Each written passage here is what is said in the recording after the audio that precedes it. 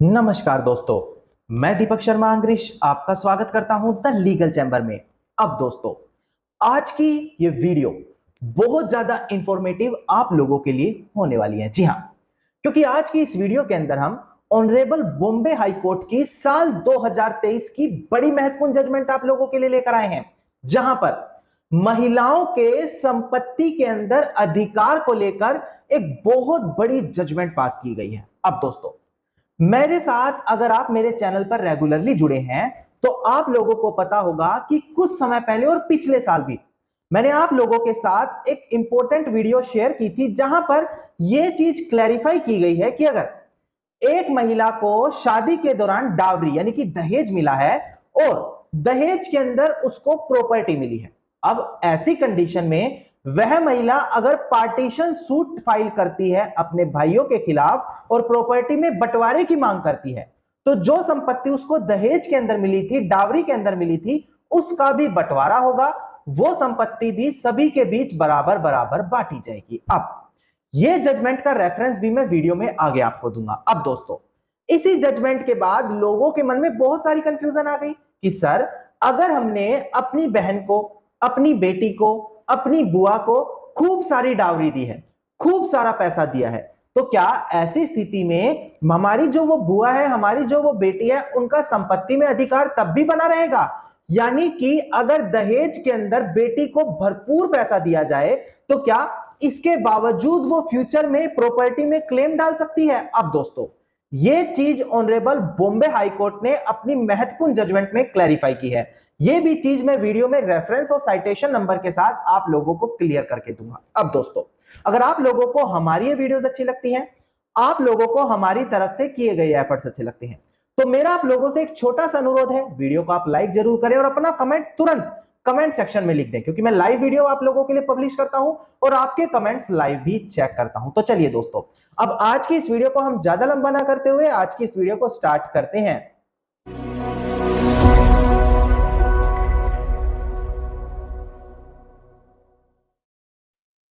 अब दोस्तों, सबसे पहले वीडियो की स्टार्टिंग में आप लोगों को कुछ पॉइंट क्लैरिफाई कर दिए जाए। देखिए, हम सभी लोग जानते हैं हिंदू सक्सेशन एक्ट 2005 का amendment, Phulavati case, Danamma case, Vineeta Sharma, Rakesh Sharma, 11 अगस्त 2020, इन सभी जजमेंट और अमेंडमेंट्स के आने के बाद एक महिला को पूर्णतः यानी कि पूरी तरीके से कोपार्टनर का दर्जा दिया गया है हिंदू सक्सेशन एक्ट में। नाउ, एक महिला पुरुष के समान संपत्ति में अब बराबर का अधिकार रखती है। जितना हिस्सा पुरुष को मिलेगा उतना ही हिस्सा अब महिलाओं को मिलेगा। अब दोस्तों, इन्हीं चीजों को देखते हुए बहुत सी रेलिवेंट जजमेंट समय समय पर आती रही हैं, जहां पर कुछ महिलाओं के फेवर में रही हैं और कुछ महिलाओं के अगेंस्ट में रही है।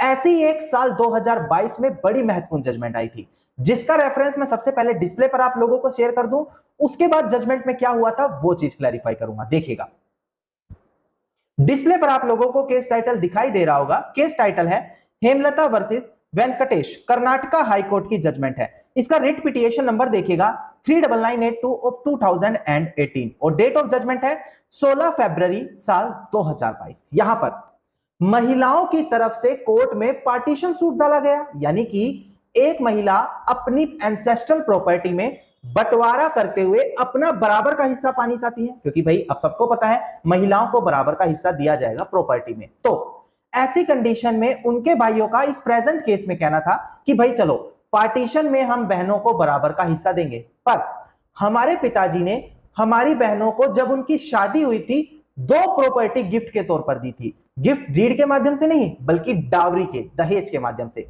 एक प्रॉपर्टी उनके ससुर और एक प्रॉपर्टी उनके हस्बैंड के नाम पर कराई गई है। अगर हमारी बहन पार्टीशन सूट करके प्रॉपर्टी में हिस्सा पाना चाहती है तो उसको उस संपत्ति का भी बंटवारा कराना पड़ेगा और हमें भी उसमें से हिस्सा देना पड़ेगा।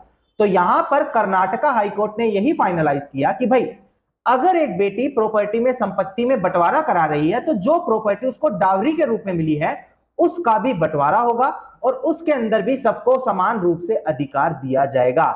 ये चीज प्रेजेंट जजमेंट में क्लैरिफाई की थी, जिसका मैंने केस डिटेल भी आपके साथ क्लैरिफाई कर दिया है। अगर आप इन जजमेंट का रेफरेंस लेना चाहते हैं तो इस जजमेंट को अपने फेवर में यूज कर सकते हैं। इसके अलावा अगर आप ये वीडियो फुल देखना चाहते हैं तो यहां पर आप कार्ड बटन पर क्लिक करके इस वीडियो को, जो मैंने पूरी अपलोड आपको पूरी डिटेल्स के साथ समझाई थी, वहां पर जाकर देख सकते हैं। अब दोस्तों हम बात करते हैं साल 2023 की ऑनरेबल बॉम्बे हाई कोर्ट की जजमेंट के बारे में।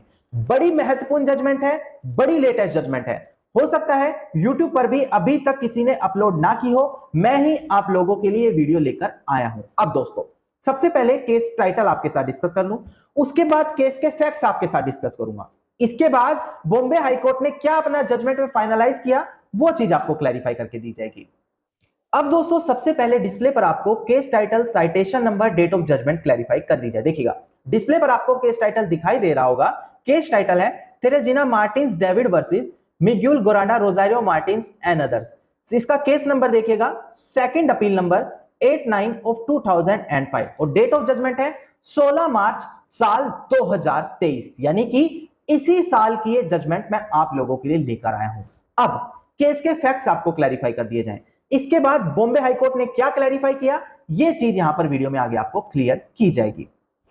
देखिए दोस्तों प्रेजेंट केस जिसकी हम बात कर रहे हैं, यहां पर जो एल्डर सिस्टर है, जो प्रेजेंट सिनेरियो में अपीलियंट भी है, उसका कहना है कि जब उनके पिता का देहांत हो गया तो जो फैमिली प्रॉपर्टी थी हमारी, उसके अंदर हम 4 भाई और हम 4 बहनों और इसके अलावा हमारी माताजी का बराबर अधिकार बनता है। हमने पिताजी के देहांत हो जाने के बाद एक डीड ऑफ सक्सेशन भी बनाया है। डीड ऑफ सक्सेशन मतलब किस किस के पास प्रॉपर्टी का कितना कितना हिस्सा बिकॉज ऑफ सक्सेशन हम वारिस होने की वजह से आ रहा है, वो चीज उसके अंदर मेंशन की जाती है। तो एक डीड ऑफ सक्सेशन भी यहां पर अपीलियंट का कहना है कि हम सभी लोगों के बीच बनाई गई थी, जिसके बाद जो हमारी फैमिली शॉप थी उसके अंदर मुझे एक शेयर प्रोवाइड कराया गया था। अब अपीलियंट का कहना है कि बाद में मेरे एक ब्रदर ने ट्रांसफर डीड बना ली। अब देखिए ट्रांसफर डीड के अंदर क्या हुआ, मेरे जो ब्रदर हैं उन 2 ब्रदर ने मिलकर और साथ में माताजी ने मिलकर बाकी जो रिमेनिंग 2 ब्रदर थे, क्योंकि मैंने बताया था 4 भाई हैं, तो 4 में से 2 भाई और माताजी ने मिलकर बाकी दोनों भाइयों के नाम पर उस फैमिली शॉप को कर दिया, जिसके अंदर मेरी कंसेंट ही नहीं ली गई, जो कि मैं भी वहां पर एक शेयर होल्डर हूं तो मेरी भी कंसेंट लेनी जरूरी थी। ऐसा यहां पर प्रेजेंट केस में अपीलियंट का कहना है। Because we all know that अगर एक फैमिली प्रॉपर्टी है और इंसान बिना किसी विल वसीयत के या फिर बिना किसी एलिमिनेशन के करे देहांत कर जाता है, तो जितने भी उनके बच्चे हैं आज के समय में सबका बराबर अधिकार होगा। इसके अलावा उस अपीलियंट का यानी कि एल्डर सिस्टर का यह भी कहना है कि भले मेरी एक बहन ने अपनी प्रॉपर्टी हमारे भाइयों के फेवर में ऑलरेडी रिलीज कर दी है, but it doesn't mean that, इसका यह मतलब नहीं होगा कि सभी बहनों का उस प्रॉपर्टी के अंदर से अधिकार खत्म हो जाएगा। नाउ ये यहां पर प्रेजेंट केस में एल्डर सिस्टर का कहना है। अब इसके जवाब में जो भाइयों ने अपनी रिटर्न स्टेटमेंट डाली उनका कहना है कि सबसे पहले तो ये जो ट्रांसफर डीड हमने बनाई है इसको किए हुए 4 साल हो गए, तो हमारी जो सिस्टर है वो विद इन लिमिटेशन टाइम के अंदर उन्होंने एक्शन नहीं लिया, तो अब उनको ये सूट फाइल करने की अनुमति नहीं करनी चाहिए और ये सूट टाइम लिमिट को बाढ़ करता है, तो इस सूट को यहीं पर डिसमिस कर देना चाहिए। इसके अलावा ब्रदर्स का यह भी कहना है कि भाई जब हमारी सिस्टर की शादी हुई है तो हमने खूब सारी डावरी यानी कि खूब सारा पैसा, खूब सारा दहेज के माध्यम से पैसा अपनी सिस्टर को दिया है, तो आज वो उठकर इस प्रॉपर्टी में अपना हक नहीं जता सकती। बिकॉज जब उनकी शादी हुई थी तो खूब सारा पैसा दहेज के तौर पर उनको पहले ही दे दिया गया ताकि इन फ्यूचर में आकर वो उन प्रॉपर्टीज में अपना हक ना जता सके। इसके अलावा ब्रदर्स का यह भी कहना है कि मेरी जो सिस्टर है वो कोई भी इसके अंदर अपना हिस्सा नहीं रखती। हाँ, भले डीड ऑफ सक्सेशन में मैंने अपनी सिस्टर का नाम डलवाया है, बट हम लोगों ने पहले ही ओरल पार्टीशन कर लिया था। ओरल पार्टीशन होने की वजह से हम लोगों के बीच यानी कि चारों भाइयों के बीच ही प्रॉपर्टी का बंटवारा हुआ है और बेटियों को ऑलरेडी दहेज दिया जा चुका है, तो उनको ओरल पार्टीशन के दौरान संपत्ति में हिस्सा नहीं मिला था। यह चीज भाई की तरफ से कोर्ट में रिटर्न स्टेटमेंट में डाली गई थी। अब मैं आपको कोर्ट के डिसीजन क्लैरिफाई करता हूं, जैसे कि ट्रायल कोर्ट, अपीलियंट कोर्ट और उसके बाद ऑनरेबल बॉम्बे हाई कोर्ट। अब दोस्तों सबसे पहले ये मैटर जब ट्रायल कोर्ट के सामने गया तो ट्रायल कोर्ट ने भी यही चीज पाई कि ये जो प्रेजेंट केस है ये थोड़ा सा लेट फाइल किया गया है, क्योंकि विद इन लिमिटेशन टाइम अगर करना था तो 3 सालों के भीतर करना था और अब तो ट्रांसफर डीड के बने हुए 4 साल हो चुके हैं।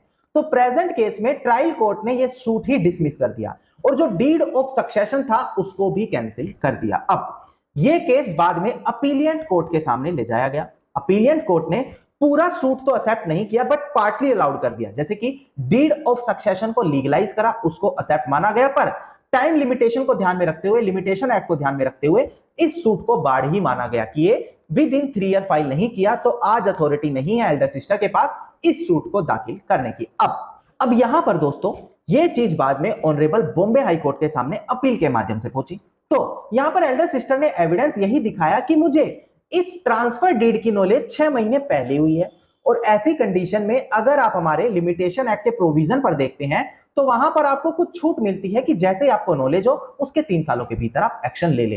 तो यहां पर उसने उन्हीं प्रोविजंस का हवाला देते हुए यही चीज कही कि मुझे तो भाई इनकी नॉलेज 6 महीने पहले हुई है, तो ऐसी कंडीशन में मैंने आफ्टर 6 मंथ ये केस फाइल कर दिया। अब बॉम्बे हाई कोर्ट ने यही पाया कि जो ब्रदर्स हैं वो कोई एविडेंस नहीं दिखा पा रहे कि जो हमारी सिस्टर है उनको पहले से ही यानी कि 3-4 साल पहले से ही नॉलेज थी इस ट्रांसफर डीड के बारे में, जिसकी वजह से इस सूट को एक्सेप्ट किया गया ऑनरेबल बॉम्बे हाई कोर्ट की तरफ से। इसके अलावा बॉम्बे हाई कोर्ट ने यहां पर पोर्टुगीज सिविल कोड, ये ध्यान दीजिएगा, I am talking about Portuguese civil code not about Indian civil code.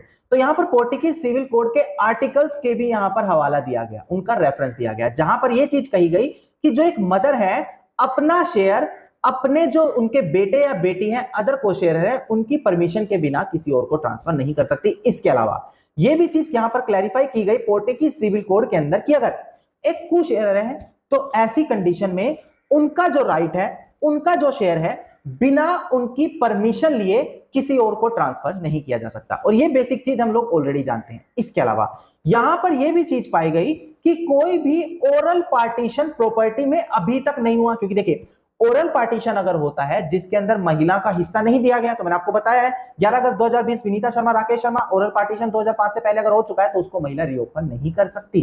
तो अगर ओरल पार्टीशन यहां पर वो दिखा पाते तो वुमेन को वहां पर राइट देने से बच जाते, बट बॉम्बे हाई कोर्ट ने भी यही पाया कि ओरल पार्टीशन भी यहां पर नहीं हुआ है, जिसकी वजह से हम उसको भी एक्सेप्ट नहीं करेंगे। और अगर अभी सारे प्रेजेंट सिनेरियो की हम बात करें तो एक महिला का उसके अंदर अनडिवाइडेड शेयर बनता था, उस प्रॉपर्टी में एक शेयर बनता था जिसको बिना पार्टीशन किए, बिना उस महिला का शेयर अलग किए आगे ट्रांसफर नहीं किया जा सकता था। तो ऐसी कंडीशन में जो वो ट्रांसफर डीड है उसको ऑनरेबल बॉम्बे हाई कोर्ट ने नल एंड वॉइड ठहरा दिया। इसके अलावा इन फ्यूचर में भी ब्रदर एग्री कोई भी ट्रांजैक्शन ना करे, वो जो सिस्टर है उसके शेयर के साथ छेड़खानी ना करे, वहां पर परमानेंट इंजंक्शन भी प्रोवाइड करा दिया, जिसको हम परमानेंट स्टे कहते हैं। हाँ, अगर सिस्टर एक रिटर्न कंसेंट देती है तब ये चीज नहीं मानी जाएगी, पर परमानेंट इंजंक्शन वहां पर लगा दिया गया।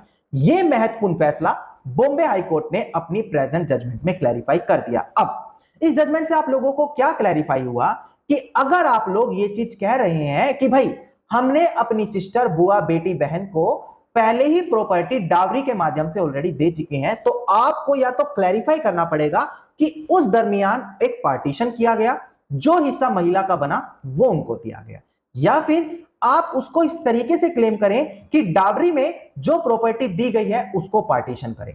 पर अगर आप यह सोचकर बैठे हैं कि हमने डावरी दे दी, हमने दहेज दे दिया और अब महिला को संपत्ति में हिस्सा नहीं दिया जाएगा, ancestral joint family property, father की self acquired property, in case अगर वो विल वसीयत नहीं करके गए, तो आप बिल्कुल गलत हैं। महिला को वहां पर बराबर का हिस्सा तब भी मिलेगा। अब हो सकता है कुछ लोग कहें सर ये बात तो हम पहले ही जानते थे कि दहेज के बावजूद भी महिला को हिस्सा दिया जाएगा। देखिए, बात जानना is a different point, but उस चीज को रेलिवेंसी के साथ कोर्ट में साबित करना इज अ डिफरेंट पॉइंट। उसको आप रेलिवेंट प्रोविजन या जजमेंट की रेफरेंस से ही साबित कर सकते हैं, जो चीज मैंने आज आपको बिल्कुल सिंपल लैंग्वेज में क्लैरिफाई कर दी है। अब दोस्तों, अगर आप लोगों को मेरी तरफ से किए गए एफर्ट्स अच्छे लगते हैं तो मेरा आप लोगों से एक छोटा सा अनुरोध है, वीडियो को आप लाइक, शेयर और कमेंट जरूर कीजिएगा। वीडियो से जुड़ा अगर आप लोगों का कोई भी क्वेश्चन है तो आप कमेंट सेक्शन में मुझे लिख सकते हैं। इसके अलावा अगर आप मुझसे पर्सनली कंसल्टेशन यानी कि एडवाइस लेना चाहते हैं तो डिस्क्रिप्शन में मैंने आप लोगों को नंबर दिया है, उस नंबर पर आप कॉल करके अपनी कॉल बुक कराकर डायरेक्टली मुझसे कंसल्टेशन कर सकते हैं। इसके अलावा अगर आप इसी प्रकार की इंफॉर्मेटिव वीडियोस रोजाना पाना चाहते हैं तो चैनल को सब्सक्राइब करते हुए नोटिफिकेशन बेल आइकन जरूर दबा दें।